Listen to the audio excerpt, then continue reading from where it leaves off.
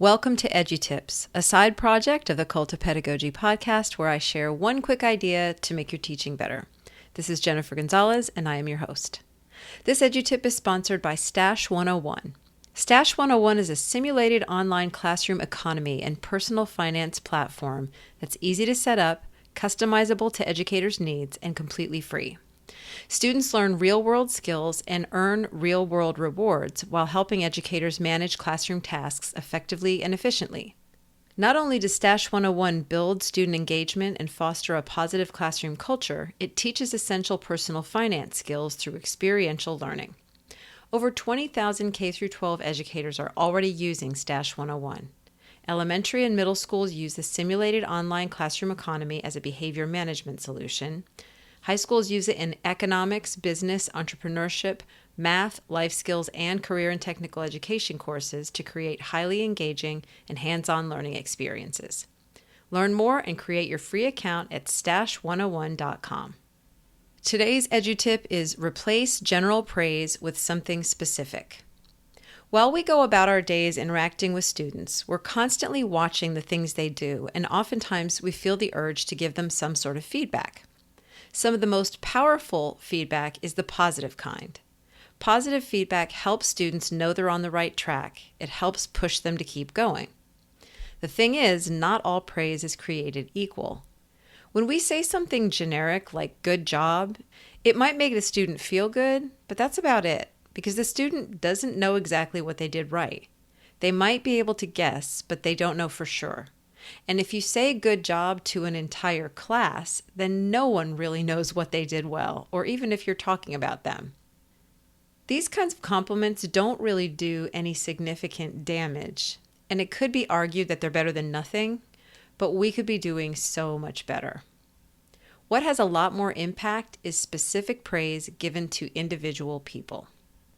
Suppose Nathan is a student who tends to get off track easily in class and usually needs to be redirected several times every class period to get back to work. One day you give students an assignment and he starts right away, staying on task for 10 full minutes without looking around, getting out of his seat, or striking up a conversation with a neighbor.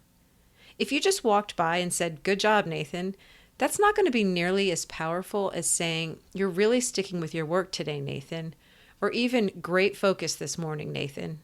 This tells him what he's doing right and encourages him to keep going. Here are some other examples of specific praise.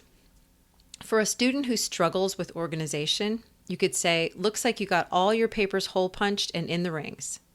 For a student who often turns work in late, you could say, "You submitted your assignment an hour before the deadline last night." And for a student who tends to get easily frustrated with math, you could say something like, "Awesome, you went back to those 2 really challenging problems and tried again. Way to stick with it." By the way, there's nothing inherently wrong with phrases like good job or nice work, so adding them on to the specific compliments is perfectly fine. Just try to get the specifics in there too. A couple more tips about praise. First off, praise the behavior and not the person.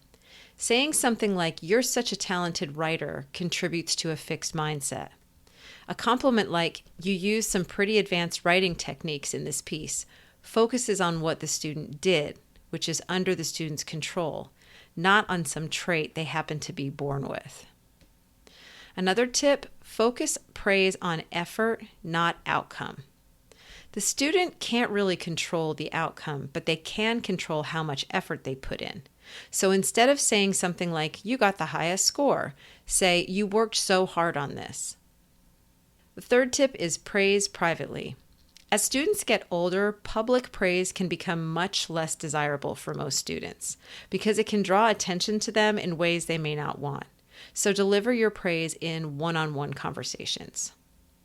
Finally, don't overdo it. Being overly effusive with your praise can come off as insincere. So for best results, go for a sincere, direct, pleasant demeanor rather than running laps of joy around the parking lot. That's your tip for this time. You can find written versions of these tips at cultofpedagogy.com/edutips. Now go forth, make thoughtful choices, and teach.